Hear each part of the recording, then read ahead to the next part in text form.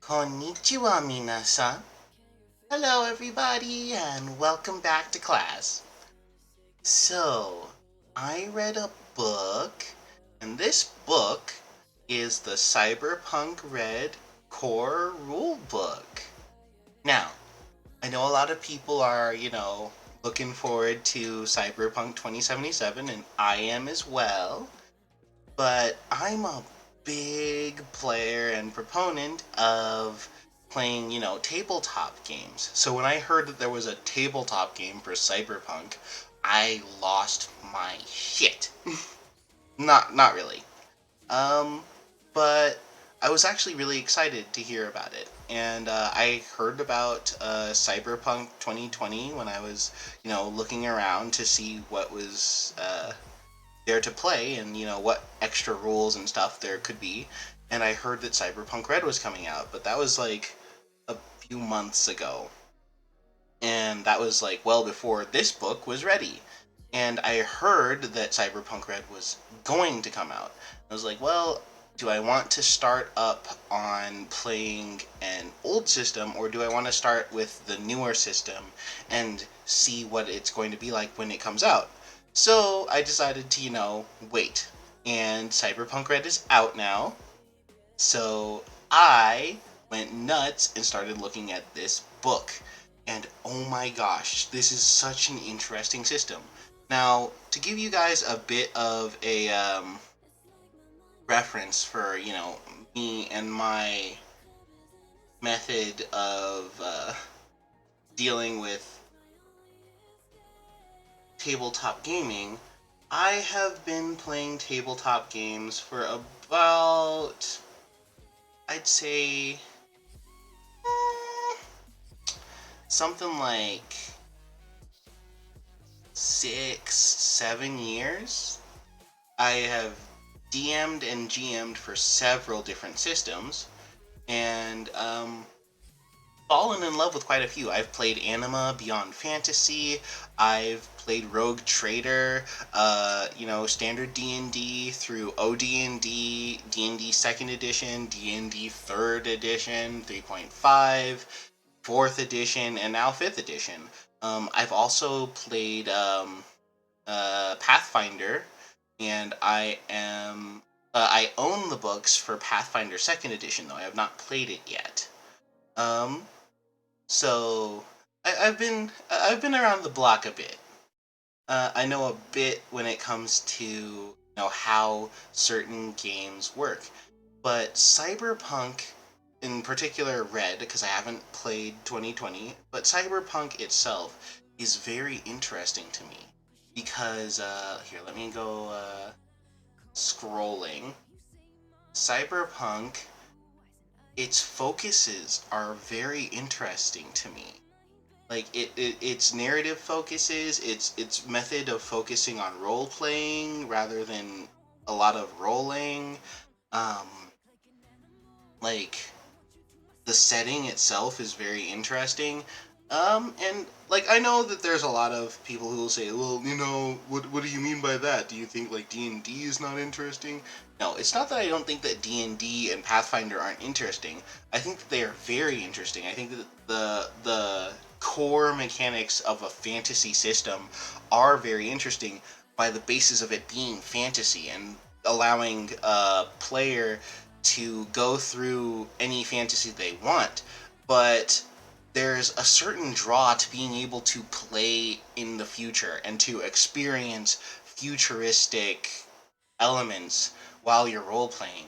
And that's something that you don't really get in a lot of your fantasy systems because they're fantasy, they're magic. There's a draw to being, traveling these wide landscapes, these flowing pastures, and these beautiful mountain ways. And you don't really get to see these like gritty cities. You don't get to see gunfire and all this other stuff. So most people turn to things like Rogue Trader, where there's space travel. There's that kind of futurism, and you don't see that either. So then other people will turn to like Warhammer 40K, where you'll see, you know, wars against orcs and a lot of racism and human supremacy, which, I'm sorry, that's kind of boring to me. I don't like seeing humans being the worst that humans can be when it comes to, the whole manifest destiny thing. It's not fun to me. I don't like seeing alien races being treated poorly because they're alien races and therefore monsters. And I don't like seeing alien races being vilified because we need an enemy and that enemy needs to be evil and ugly, so let's make orcs that are aliens. That doesn't seem good to me. So I don't like that. But back to Cyberpunk. I really love how they've gone through like cyberware, and they've gone through like the society, and there's beautiful parts of this society, but there's always this ugliness that this book aims to showcase. And I feel like that's something that we see even in Cyberpunk 2077. There's always this ugliness, there's this grittiness to Cyberpunk as a whole, as a world and as a theme. And I think that there's something that we should really admire in that kind of creativity. So, something that I found that I really loved that I wanted to share with people while I was reading this book is, I think it's on page 110, Cyberware, yeah, is this cool little thing. So, cyberware in Cyberpunk, if you aren't familiar with, 2077, or you aren't familiar with just Cyberpunk in general, is this stuff that you are putting onto yourself.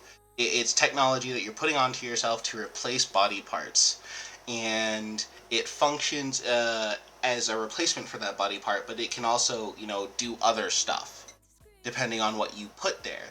So, like cyber limbs, you can have a cybernetic arm, but that arm can be more than just an arm. It can have like a rocket launcher in it, or it can have like a hidden weapon in it. There's some really cool stuff there. But I was looking through things and I saw something great called vampires right here. And it's a really cool item.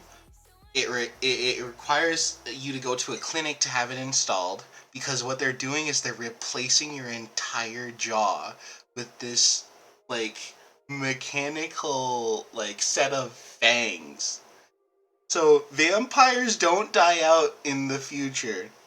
Instead, what we get is mechanic.